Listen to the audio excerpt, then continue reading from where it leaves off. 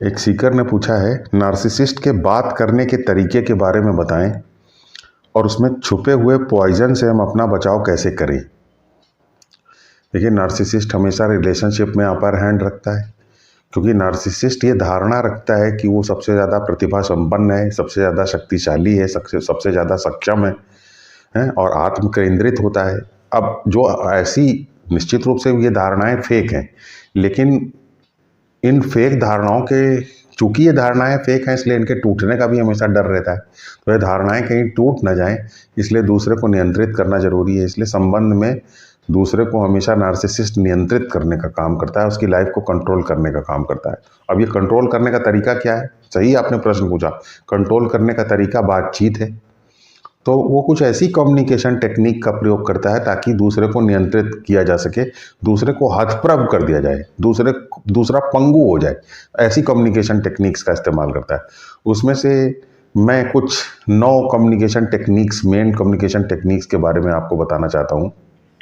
Idea ये है कि जब आप पहले से ही एंटिसिपेट करेंगे कि ये इस तरीके की कम्युनिकेशन टेक्निक का इस्तेमाल करेगा, पहले से ही आप ये जानते रहेंगे कि इस तरीके का ये यूज़ करता है, तो आपको उतना आघात नहीं लगेगा, क्योंकि आप पहले से ही जानते हैं कि ये ऐसा इसी तरीके से बोलता है। तो जब आप उसके तरीके को सीख जाएंगे, प्रैक्टिस कर लेंगे, आप समझ जाएंगे कि तो आप जवाब भी दे पाएंगे। और अगर जवाब नहीं भी दे पाते हैं तो एटलीस्ट आप साइलेंट रहेंगे, चुपचाप रहेंगे, लेकिन कम से कम आप आघात से तो बच जाएंगे, क्योंकि आप एक्सपेक्ट करते रहेंगे कि ये किस तरीके से बोलता है। तो जब हम पहले से ही जानते रहते हैं कि ये इस तरीके से बोलता है, तो हम आघात से बच जाते हैं। तो पहली जो टेक्निक है जो नार्सिसिस्ट यूज़ करता है, उसे कह सकते हैं चेरी पिकिंग टेक्निक। यानी जैसे कि कोई एक घटना है, जिस घटना में मैं कोई काम करता हूँ जिसमें मैं सिर्फ 2 बार सफल रहा हूँ और 1000 बार असफल रहा हूँ, लेकिन मैं कंक्लूजन अपनी असफलता के आधार पर नहीं, बल्कि वो 2 दिन जिसमें मैं सफल रहा हूँ उसके आधार पर बनाऊंगा। अगर मैं एक नार्सिसिस्ट हूँ तो इसको सरल भाषा में अगर कहें, व्यवहारिक भाषा में कहें, तो मान लीजिए कि कोई नार्सिसिस्ट है, वो 365 दिन में सिर्फ 2 दिन उसने काम किया और 363 दिन काम नहीं किया। लेकिन जब काम का मूल्यांकन करने का समय आएगा तो वो इस तरीके से बताएगा कि सारा काम तो मैं ही करता हूँ। और लोग कहेंगे कि आप कैसे कह सकते हैं कि आपने काम किया? तो वो 2 दिन जिस दिन उसने काम किया उसको गिनाएगा और उसी को बार बार गिनाता रहेगा। तो 363 दिन जिस दिन उसने काम नहीं किया वो पीछे हो जाएगा, वो 2 दिन आगे हो जाएगा, और इस तरीके से वो अपने आप को साबित कर देता है कि सब कुछ उसने ही किया है। तो ये उसकी मेन चेरी पिकिंग टेक्निक, उसकी मेन कम्युनिकेशन टेक्निक है। फिर दूसरी कम्युनिकेशन टेक्निक जो यूज़ करता है उसे कह सकते हैं फेक डिनायल या फेक एग्जम्पशन। एक सरल उदाहरण से हम इसको समझेंगे, इस टेक्निक को जिसे वो यूज़ करता है। मान लीजिए कि नार्सिसिस्ट आपके परिवार के ऊपर दोषारोपण कर रहा है, आपके परिवार की कुछ कमी बता रहा है, किसी घटना के संदर्भ में बात कर रहा है और आपके परिवार के को बार बार आरोप लगा रहा है, उनके ऊपर दोष मढ़ रहा है। लेकिन आपने मान लीजिए ऐसा कोई सबूत रख दिया जिससे कि ये जाहिर होता है कि आपका परिवार बिल्कुल बेगुनाह है, दोष मुक्त है। तो नार्सिसिस्ट सीधे ये एडमिट नहीं करेगा कि आपका परिवार दोष मुक्त है। वो इसी बात को दूसरे तरीके से कहेगा। वो ये कहेगा, हम जानते हैं कि आप मानोगे तो है नहीं, हम जानते हैं आप मानोगे तो है नहीं, इसलिए चलिए हम कह दे रहे हैं कि आपके परिवार की कोई गलती नहीं। चलिए हम मान लेते हैं कि आपका परिवार दोष मुक्त है, मान लेते हैं, क्योंकि इसके सिवा और तो मेरे पास कोई रास्ता है नहीं। तो इसी बात को सरकास्टिकली कहेगा। और जब सीधे देखिए, डिनाई तो कर रहा है कि आपके परिवार की कोई गलती नहीं है, लेकिन इस तरीके से डिनाई करता है कि उस डिनाइल का कोई मतलब नहीं। तो इससे क्या होगा उसको फायदा? इससे ये फायदा होगा कि आपके परिवार को उसने एग्जम्प्ट नहीं किया है, दोष से कह रहा है, और अब बाद में कुछ दिनों बाद फिर से अगर वो चाहेगा तो परिवार के ऊपर वही इल्जाम लगा सकता है, और आपने जो तर्क सबूत दिए हैं वो पीछे हो जाएंगे। तो ये जो फेक डिनायल या फेक एग्जम्पशन है, ये इसकी एक महत्वपूर्ण टेक्निक है। और तीसरी जो टेक्निक ये यूज़ करता है वो कहलाती है, उसे कह सकते हैं फेक अपॉलजी। इसके हमेशा जो अपॉलजी होती है या जो क्षमा मांगता है ये दूसरे से, वो हमेशा इनसिंसियर होता है। तो किस तरीके से क्षमा मांगेगा? ये कहेगा, भाई आप तो जब तक हम सॉरी कह नहीं देंगे आप मानोगे नहीं, आप तो पीछे पड़ गए हो, आप तो मुझे मजबूर कर रहे हो कि मैं आपको सॉरी कहूँ। चलिए भाई, आप जब इतना मजबूर कर रहे हो तो मैं कह देता हूँ कि सॉरी। तो जब इस तरीके से कोई सॉरी कहता है तो इसका मतलब वो एक्चुअली अंदर से सॉरी नहीं है, ऊपर से आप मजबूर कर रहे हैं इसलिए वो सॉरी बोल रहा है। तो कहने का मतलब कि वो कभी भी ये एडमिट नहीं करता कि उसने कोई गलती की। तो उसका सॉरी बोलने का तरीका भी ऐसा ही है कि आप मजबूर कर रहे हो इसलिए मैं सॉरी बोल दे रहा हूँ, और उसके सिवा मेरे पास क्या रास्ता है। तो कभी भी एडमिट नहीं करता कि उसकी कोई गलती है।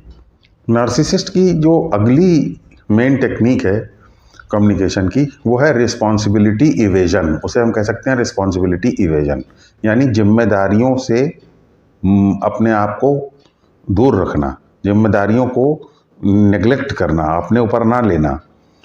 तो इसमें क्या होता है, जैसे जो रिस्पॉन्सिबिलिटी इवेजन करता है तो वो क्या करेगा कि कभी भी एक्टिव वॉइस में बात नहीं करेगा, पैसिव वॉइस में बात करेगा। जैसे अगर गलती का उसके द्वारा की गई गलती का कोई सीधा सबूत उसके सामने रखा जाए तो कभी ये नहीं कहेगा कि मैं गलत हूँ या मुझसे गलती हो गई। हमेशा ये इस तरीके से बात करेगा कि हाँ गलती हुई है, गलतियाँ हुई हैं, गलतियाँ होती हैं, इस तरीके से बात करेगा। गलती को पहले सब्जेक्ट के तरीके से यूज़ करेगा।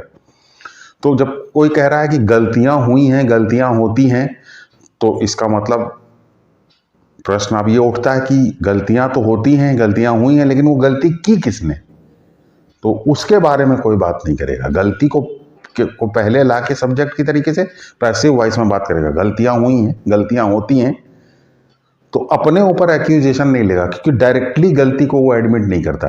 तो इससे कह सकते हैं रिस्पॉन्सिबिलिटी इवेजन टेक्निक। ये इसकी कम्युनिकेशन इंपॉर्टेंट कम्युनिकेशन टेक्निक है। अगली जो टेक्निक नार्सिसिस्ट यूज कर सकता है उसे कहते हैं फेक कंक्लूजन टेक्निक, यानी वो फेक कंक्लूजन्स निकालता है। कैसे?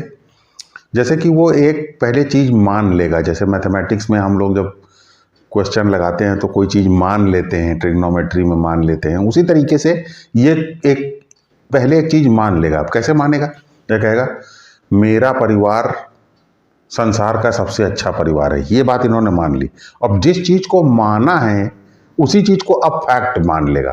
जैसे कहेगा मेरा परिवार संसार का सबसे अच्छा परिवार है। अब उसको चूंकि फैक्ट अब मान लेगा, जिस चीज को माना है उसी को फैक्ट में कन्वर्ट कर देगा, इसलिए उसी के आधार पे एक फेक निष्कर्ष निकाल देगा। जैसे कहेगा मेरा परिवार संसार का सबसे अच्छा परिवार है, इसलिए आपका परिवार अच्छा परिवार नहीं है, आपका परिवार हमारे जैसा परिवार नहीं है, आपका परिवार हमसे नीचा परिवार है। तो एक फेक बात पहले मानेगा और उसके आधार पर एक फेक कंक्लूजन निकाल करके आपको नीचा दिखा देगा। तो इसे हम कह सकते हैं फेक कंक्लूजन टेक्निक। अगली टेक्निक जो नार्सिसिस्ट यूज करता है वो ये है फैक्ट्स के आधार पर या तथ्य के आधार पर निष्कर्ष ना निकाल करके भावना के आधार पर निष्कर्ष निकालना। जैसे ऑब्वियसली ये टॉक्सिक टेक्निक है। फैक्ट के आधार पे जनरल निष्कर्ष निकाला जाना चाहिए, ना कि भावना के आधार पे। नार्सिसिस्ट ऐसा नहीं करता। नार्सिसिस्ट फैक्ट के आधार पे नहीं बल्कि भावना के आधार पर निष्कर्ष निकालता है। तो ऐसा कैसे होता है? जैसे नार्सिसिस्ट ये कहेगा मेरे पिताजी मुझे होमवर्क करवाते थे शाम को जब मैं छोटा था, तो मेरे पिताजी रिश्वत कैसे ले सकते हैं? अब सारे पिता बच्चे को होमवर्क करवाते हैं, तो होमवर्क करवाना एक अलग तथ्य है और रिश्वत लेना एक अलग तथ्य है। जो रिश्वत लेते हुए पकड़ा गया है वो होमवर्क करवा सकता है बच्चों को। दोनों तथ्य जो है आपस में जुड़े हुए नहीं है, कोरिलेटेड नहीं है। लेकिन नार्सिसिस्ट इसको कोरिलेट बना देता है, तथ्य के आधार पर नहीं, जोड़ देता है इन दोनों तथ्यों को तथ्य के आधार पर नहीं बल्कि भावनाओं के आधार पे। कहेगा मेरे पिताजी जो है वो तो मुझे होमवर्क कराते थे बचपन में, मेरी बहुत केयर करते थे, वो रिश्वत कैसे ले सकते हैं? तो दो अलग अलग तथ्यों को जिनका आपस में कोई संबंध नहीं है उनको भावनाओं के आधार पर नार्सिसिस्ट जोड़ देता है। तो सामने वाला व्यक्ति हतप्रभ रह जाता है और वो उसकी समझ में नहीं आता कि वो क्या करे। जैसे कि पॉलिटिक्स में भी नेता लोग इसका इस्तेमाल करते हैं। जैसे कि केजरीवाल कहते हैं कि सिसोदिया जो है वो उसने तो इतने स्कूल बनवाए, तो वो शराब का घोटाला कैसे कर सकता है? तो जब शराब का घोटाला करना एक अलग इंसिडेंट है, स्कूल बनवाना एक अलग इंसिडेंट है, दोनों आपस में कोरिलेटेड थोड़ी है, लेकिन सेंटिमेंट्स के आधार पर दोनों को कोरिलेट करके प्रस्तुत कर दे रहा। तो ये एग्जैक्टली जो पॉलिटिशियंस यूज करते हैं जो टेक्निक, वही टेक्निक नार्सिसिस्ट भी यूज करता है। फैक्ट के आधार पर मैंने देखा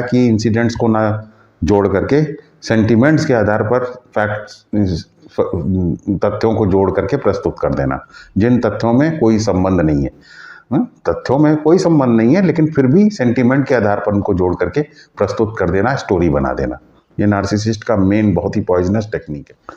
अगली नार्सिसिस्ट की जो मेन टेक्निक है वो है फेक जेन्युइनिटी के आधार पर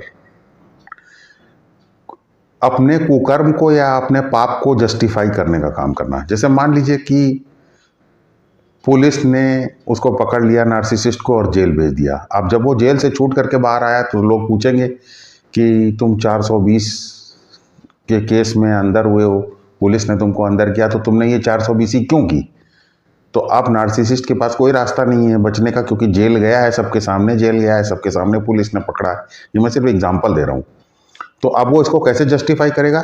वो अब एक फेक जेन्युइन कारण बताएगा इसका। और जेन्युइन कारण क्या है कि ये जिस व्यक्ति ने मेरे खिलाफ मुकदमा दर्ज कराया है, पुलिस से मुझे जेल भिजवाया है, इस व्यक्ति ने मेरा पैसा लिया था, तो अपना पैसा वसूल करने के लिए मैंने ये काम किया, मेरी इसमें कोई गलती नहीं है। तो एक अपराध को अपने छुपाने के लिए एक जेन्युइन रीजन देगा जो कि फेक होगी। तो ये नार्सिसिस्ट के बात करने का तरीका। तो जब वो जेन्युइन रीजन दे देगा तो फिर कोई ये नहीं कह पाएगा कि ये जेल क्यों गया। तो इस तरीके से वो एक जेन्युइन रीजन देता है, झूठी काल्पनिक जेन्युइन रीजन देगा और उसके आधार पे अपना जो कुकर्म है उसको छुपा लेगा। अगली जो टेक्निक नार्सिसिस्ट यूज करता है, इसे कह सकते हैं लिमिटेड हैंग आउट टेक्निक। जब नार्सिसिस्ट किसी बड़े पाप में उसके फंसने की उम्मीद होती है, जैसे मान लीजिए कि वो चोरी करते हुए पकड़ा गया, तो कहीं उसका चोरी करने का पाप खुल ना जाए, इसलिए वो कोई अपने दूसरे पाप के बारे में बता देता है ताकि लोग उसके उस दूसरे पाप में उलझ जाएं और उसका बड़ा वाला पाप वो अपना छुपा दे, उसकी चर्चा ना हो पाए। जैसे मान लीजिए वो चोरी करता हुआ पकड़ा गया, तो वो नार्सिसिस्ट इस बात को लीक कर देगा कि उसका अफेयर चल रहा है। तो लोग जब उसके अफेयर वाली बात में उलझ जाएंगे और इस बात को वो दबा ले जाएगा, इस बात का कोई चर्चा नहीं होगा, इस बात को लोग नहीं उभारेंगे कि वो चोरी कर रहा है, ये बात दब जाएगी। तो वो बड़े अपराध को छुपाने के लिए छोटा अपराध का चर्चा कर देता है ताकि लोग छोटे अपराध में ही फंसे रहें, और इस तरीके से बड़े अपराध को वो बचा ले जाता है, पचा ले जाता है, उसको चर्चा से बचा ले जाता है। अगली टेक्निक जो नार्सिसिस्ट यूज करता है वो बहुत ही पॉइजनस है। उसमें ये नार्सिसिस्ट ऐसा करता है कि पहले किसी खराब इंसिडेंट को वो प्रोवोक करता है, उसे उत्प्रेरित करता है। जैसे मान लीजिए कि नार्सिसिस्ट की लड़की है, तो वो अपनी लड़की को ये समझाएगा कि तुम अपनी माँ को गाली दो, और जब लड़की माँ को गाली देने लगेगी तो गाली माँ को दे रही है, इस बुरे इंसिडेंट के बारे में कुछ नहीं बोलेगा, बल्कि उसके अंदर एक पॉजिटिव इंटरप्रिटेशन उसका कर देगा। पॉजिटिव इंटरप्रिटेशन क्या करेगा? उसको पॉजिटिव इंटरप्रिटेशन करके इस तरीके से उसको एक्सप्रेस कर देगा कि वाह, देखा मेरी लड़की कितनी अच्छी इंग्लिश बोलती। तो गाली दे रही है माँ को, इस बात के बारे में कोई चर्चा नहीं करेगा। वो चर्चा किस चीज़ के बारे में करेगा कि मेरी लड़की इंग्लिश बहुत अच्छी बोलती। तो पाप को या पूरी किसी खराब घटना के अंदर इस तरीके का एंगल देख करके उसकी तारीफ कर देगा, जिससे कि पाप की घटना पीछे हो जाए और तारीफ करके उस घटना को लोग एक पॉजिटिव लाइट में देखें, नेगेटिव लाइट में ना देखें। तो ये नार्सिसिस्ट इस तरीके से हमारी आंखों में धूल झोंकता है। तो आप भी, पॉलिटिशियंस भी इसको यूज़ करते हैं। कहीं पे कोई घोटाला होगा, मान लीजिए 2G घोटाला हो गया, तो उनसे अगर पूछा जाएगा क्वेश्चन कि ये 2G 1 लाख करोड़ का घोटाला कैसे हो गया, तो पॉलिटिशियंस उसका जवाब इस तरीके से देते हैं कि देखिए, देश में इतनी तरक्की हुई, कम से कम 2G आया, तो ये क्या कम है? इतनी टेक्नोलॉजी में तरक्की हुई है, 2G आया, तो भाई 2G आया, क्या ये कम है? तो अब 2G आया, 2G की टेक्नोलॉजी वो लाए, इतना बड़ा काम किया, ये चीज़ आगे हो गई, घोटाला पीछे हो गया। तो उसी तरीके से नार्सिसिस्ट जो है घटना का इस तरीके से इंटरप्रिटेशन करता है कि खराब से खराब घटना का इंटरप्रिटेशन उसके अंदर कुछ पॉजिटिव एस्पेक्ट देख करके करने लग जाता है, तो घटना फिर वो पॉजिटिव घटना की तरीके से दिखाई देने लग जाती है और उसकी नेगेटिविटी और उसका जो पॉइजनस एस्पेक्ट है वो पीछे हो जाता है। तो नार्सिसिस्ट कुछ इस तरीके की कम्युनिकेशन टेक्निक्स का इस्तेमाल करता है। इनको हमें ठीक से समझना चाहिए, और जब वो यूज़ करे इन टेक्निक्स को, तो हमें पता होना चाहिए कि वो किस तरीके से और क्यों इसे यूज़ कर रहा है, और उसके दुष्प्रभाव से हमें बचने के लिए तैयारी करना चाहिए। और कम से कम हम जब पहले से ही जानते रहेंगे कि इस तरीके की टेक्निक को यूज़ कर रहा है, तो हम उसके आघात से बच सकेंगे, उसके इमोशनल शॉक से बच सकेंगे।